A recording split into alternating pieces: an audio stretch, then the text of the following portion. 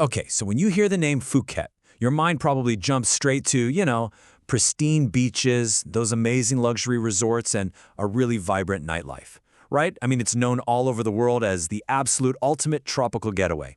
But in this explainer, we're going to completely shatter that monolithic image. We're diving deep to uncover the incredibly complex, rich, and honestly, sometimes turbulent history of an island that is just so much more than a holiday destination. So, you might be wondering, how exactly did a sleepy, super isolated mining town transform into what marketers love to call the Pearl of the Andaman?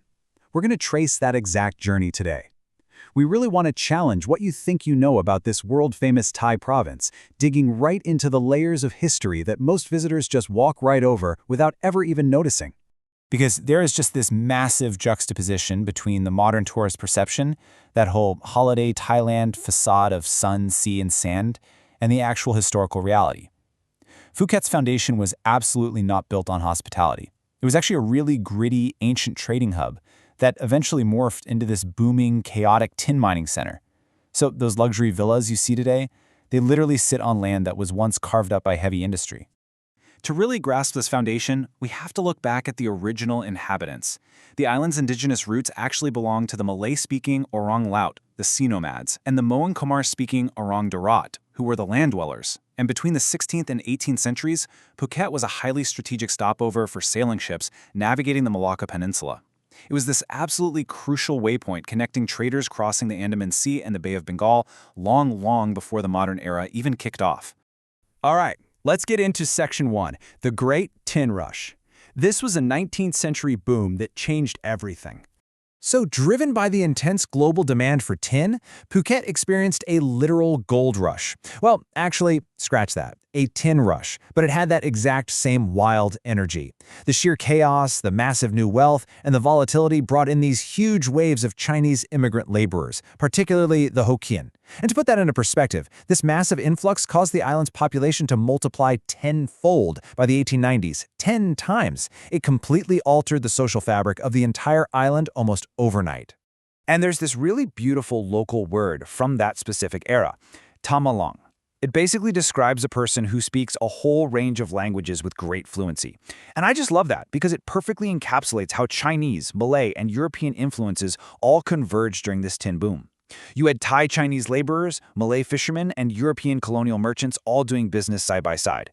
It created a genuinely dynamic cultural melting pot. Now, the massive wealth generated from that tin boom is actually what built the physical environment we all admire today. It birthed that gorgeous, distinctive Sino-Portuguese architecture in Phuket's Old Town. Wealthy tin merchants were building these incredible mansions, literally placing European grandfather clocks right alongside traditional Chinese ancestral shrines. Those arch facades and sunlit pavements you see, they represent a true synthesis of cultures, beautifully combining vertical architectural languages that honor deities known as Thao and the Great Queen or Hong Duan.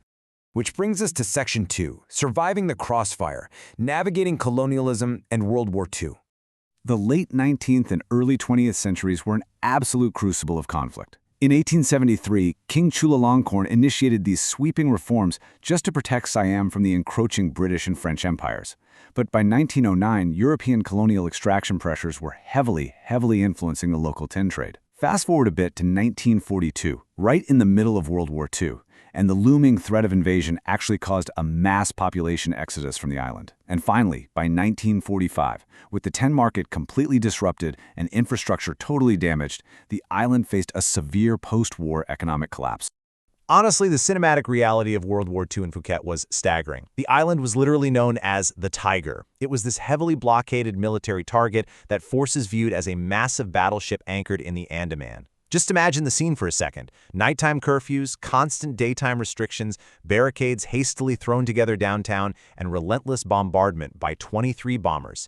It got so bad the monarchy even had to relocate to Khao Prathao just to escape the crossfire. It was a terrifying, high-stakes standoff. Okay, moving into Section 3, the rise of mass tourism. This is where we see an almost accidental rebirth. Because this rebirth started incredibly small. In 1968, the very first guest house opened its doors, hosting a mere 5,000 visitors who had to navigate dirt roads just to get around. Then, by the early 1970s, some adventurous scuba divers discovered the totally untouched, vibrant coral reefs of the Similin Islands. The secret was out. Fast forward to 1987, and massive marketing campaigns branding Phuket as the Pearl of the Andaman officially launched an absolute boom in package tours and charter flights. The island rapidly shifted from a remote diver's secret to an exploding global tourist magnet. And today, nearly 80% of modern foreign tourists hail from three main regions: Europe, particularly the Scandinavian countries, East Asia, and Australia.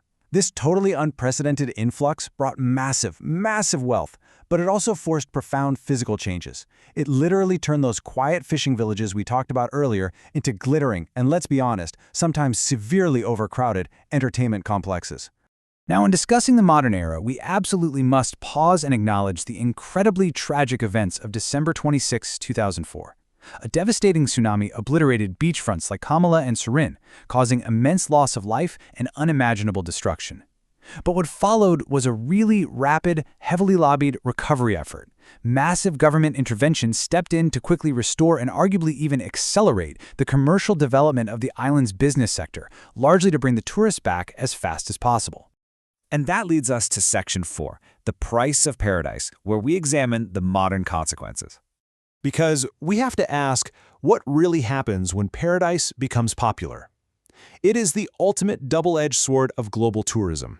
Sure, it provides vast economic wealth and modernization, but it extracts an incredibly high cost from the natural environment and from the local society that actually calls it home. The environmental toll is just undeniable at this point. We are seeing severe coastal erosion on the western beaches, rising levels of PM10 and PM2.5 air pollution, overflowing sewage systems that are struggling to keep up with the ballooning population, and rapidly shrinking mangrove areas. In fact, Phuket was declared a pollution control area way back in 1996, yet the degradation of marine and natural resources remains a really glaring issue today. And look, the impact isn't just environmental, it's deeply social. The economic boom has drawn in hundreds of thousands of new migrant workers from other provinces to support the massive service sector. This has created some really complex socioeconomic dynamics. Original Phuket residents often fear becoming a minority in their own hometown, and this has led to distinct cultural boundaries, social segregation based on job types, and documented xenophobia. It's effectively a clash of populations navigating very different realities while competing for space on the exact same small island. Finally, Section 5, Phuket's Sustainable Future, the fight to preserve its culture. Sparked initially by a 1998 campaign for local initiatives by the King of Thailand, volunteers have been incredibly active, restoring sacred historical sites like the Pinon Quang and Sabayadi shrines. Economically, there's also a big strategic shift underway. They're trying to move away from massive crowds and pivot toward quality, high-spending tourism, alongside a really cool new focus on promoting the island's creative gastronomy. The ultimate goal here is to save Phuket's vulnerable heritage from total commercialization. So, leaving you with this. Can Phuket balance the insatiable demands of global tourism with the survival of its environment and its ancient soul? It's a very delicate tightrope walk for the future. But the next time you walk down a sunlit pavement in Old Town or step onto the powdery sand of its famous beaches, I hope you remember the complex, resilient layers of history right beneath your feet. Thanks for joining me on this explainer, and keep questioning what you think you know.